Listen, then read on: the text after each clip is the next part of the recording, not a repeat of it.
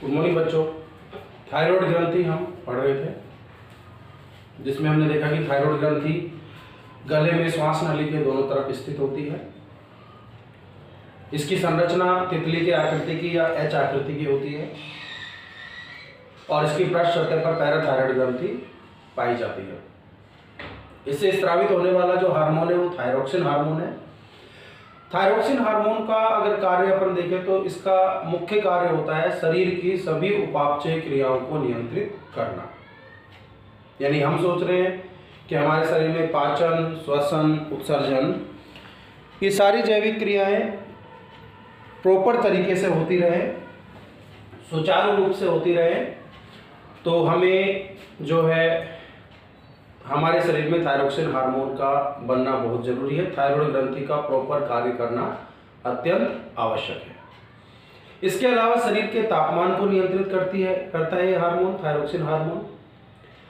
BMR यानी base या आधारी उपापचय दर, मेटाबॉलिक रेट, उसको बढ़ाता है।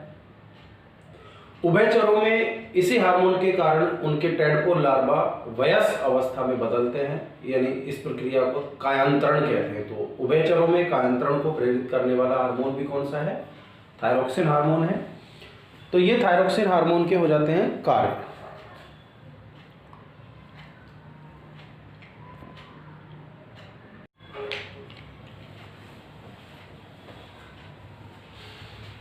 तो थायराइड ग्रंथि से स्रावित हार्मोन थायरोक्सिन हार्मोन है और इस हार्मोन की कमी से और अधिकता से शरीर में कौन से रोग होते हैं उनकी बात अपन करने वाले हैं। सबसे पहले बात करते हैं इनके अल्पस्रावन से होने वाले रोग। पहला रोग है जड़ वामनता यानी क्रेटिनिज्म। इस रोग में जड़ का मतलब होता है मंद बुद्धि और वामन का मतलब होता है बोना। यानी बचपन में थायरोक्सिन हार्मोन की कमी से जड़ वामनता रोग हो जाता है। बच्चों में मानसिक यानी बौद्धिक और शारीरिक विकास रुक जाता है। ये बच्चे बौने होते हैं, मानसिक रूप से कमजोर होते हैं और इनमें लैंगिक अक्षमता भी पाई जाती है, अर्थात इनमें जनन की क्षमता नहीं पाई जाती। गलगंड यानी कि आयोडीन की अत्यधिक कमी से थायरोक्सिन हार्मोन नहीं बना पाती है थायराइड ग्रंथि और पीयूष ग्रंथि TSH हार्मोन के द्वारा थायराइड ग्रंथि को बार बार प्रेरित करती है थायरोक्सिन बनाने के लिए।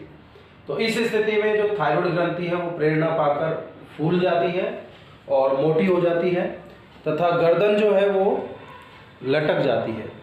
तो इस स्थिति को हम बोल देते हैं घेंगा या गोइटर। यानी थायराइड ग्रंथि में एक तरह से फूल जाती है, वो उसमें सूजन आ जाती है, मोटी हो जाती है, गर्दन मोटी होकर लटक जाती है थायरोक्सिन की कमी से, यानी आयोडीन की कमी से।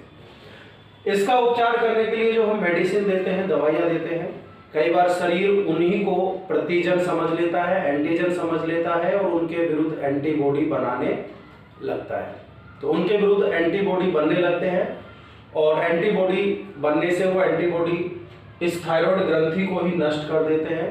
अतः इसे थायराइड ग्रंथि की आत्महत्या भी कहते हैं।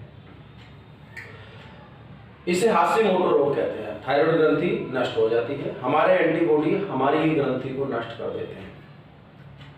जैसा कि देखा कि थायरोक्सिन का कार्य उभयचरों में लार्वा अवस्था को वयस्क में बदलने का भी होता है। तो लार्वा अवस्था जो वयस्क में बदलती है वो नहीं बदल पाती है थायरोक्सिन की कमी से और लार्वा अवस्था ही जनन करने लगती है। इस स्थिति को बोलते हैं नियोटिनी। तो अल्पस्रावन से यहाँ पर 4 रोग होते हैं, जिसमें पहला जड़ वामनता, क्रेटिनिज्म और इन बच्चों को क्रेटिन्स कहते हैं।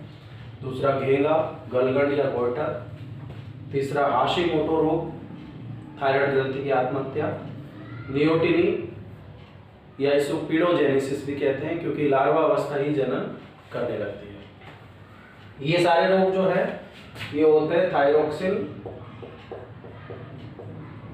हार्मोन की कमी से। अगर थायरोक्सिन हार्मोन की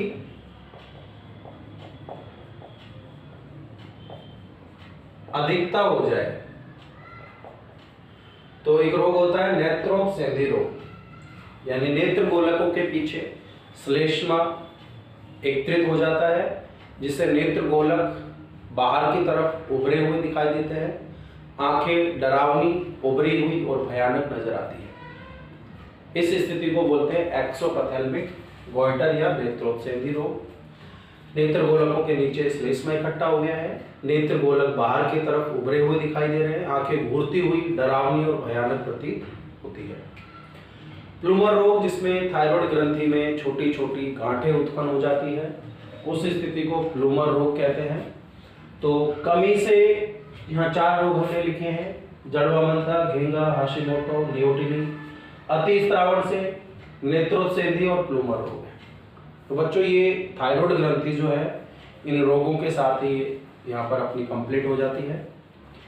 इसकी प्रैक्टिस करें, लिख लिख कर याद करें, अगर नहीं याद होता है तो पढ़ाई को जारी रखें और सुरक्षित रहें।